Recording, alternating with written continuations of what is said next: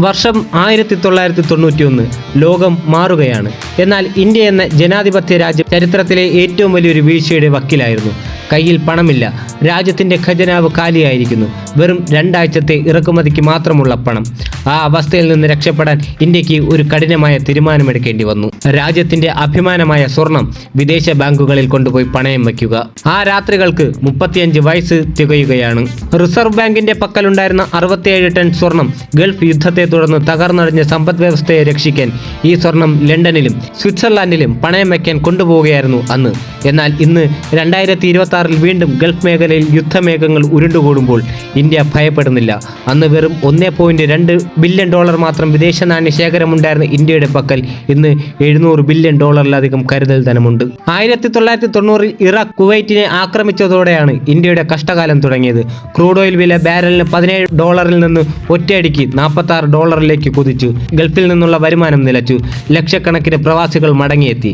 രാജ്യം കടുത്ത സാമ്പത്തിക പ്രതിസന്ധിയിലായി. വിദേശ രാജ്യങ്ങളിൽ നിന്ന് സാധനങ്ങൾ ഇറക്കുമതി ചെയ്യാൻ വെറും 2 ആഴ്ചത്തെ പണം മാത്രമാണ് ബാക്കിയുണ്ടായിരുന്നത്. അന്ന് സ്വർണം പണയം വച്ചതിലൂടെ ലഭിച്ച $600 മില്യൺ ഇന്ത്യയെ തകർച്ചയിൽ നിന്ന് രക്ഷിച്ചത്.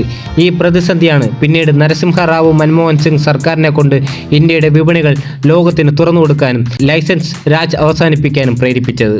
35 വർഷങ്ങൾക്കിപ്പുറം വീണ്ടും ഗൾഫിൽ സംഘർഷം മൂർച്ഛിച്ചിരിക്കുകയാണ്. ഇറാന് മേലുള്ള ആക്രമണങ്ങളും ഹോർമുസ് കടലിടുക്കിലെ തടസ്സങ്ങളും കാരണം ക്രൂഡ് ഓയിൽ വില $100 മുകളിലെത്തി. രൂപയുടെ മൂല്യം ഡോളറിന് 95.21 എന്ന നിരക്കിലേക്ക് താഴ്ന്നു. എങ്കിലും 1991 അവസ്ഥയിലല്ല ഇന്ന് ഇന്ത്യ. 1991 വെറും $1.2 ബില്യൺ ആയിരുന്ന ശേഖരം 2026 ഏപ്രിൽ ആയപ്പോഴേക്കും $700.95 ബില്യൺ അതായത് ലോകത്ത് എന്ത് സാമ്പത്തിക പ്രത്യാഘാതം ഉണ്ടായാലും 11 മാസം ഇറക്കുമതി നടത്താനുള്ള പണം ഇന്ത്യയുടെ പക്കലുണ്ടെന്ന്. അന്ന് സ്വർണം പണയം വയ്ക്കാൻ ലണ്ടനിലേക്ക് വിമാനം അയച്ച ഇന്ത്യ ഇന്ന് അതേ ലണ്ടനിൽ നിന്ന് ടൺ കണക്കിന് സ്വർണം നമ്മുടെ രാജ്യത്തെ ബാങ്കുകളിലേക്ക് തിരികെ എത്തിച്ചുകൊണ്ടിരിക്കുന്നു.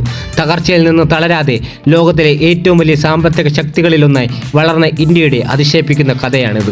പ്രതിസന്ധികൾ ഇല്ല എന്നല്ല ഇതിനർത്ഥം. എണ്ണവില കൂടുമ്പോൾ വളം സബ്സിഡിക്കായി വമ്പൻ തുക കേന്ദ്ര സർക്കാരിന് ചിലവാക്കേണ്ടി വരുന്നുണ്ട്. എന്നാൽ 1991 പോലെ ഗതികെട്ട് സ്വർണം പണയം വയ്ക്കേണ്ട അവസ്ഥ ഇന്ത്യക്ക് ഇനി ഉണ്ടാവില്ല. എണ്ണയ്ക്ക് പകരമായി എത്തനോൾ കലർത്തിയ ഇന്ധനവും ഗ്രീൻ ഹൈഡ്രജനും പ്രോത്സാഹിപ്പിക്കാനുള്ള തയ്യാറെടുപ്പിലാണ് രാജ്യം.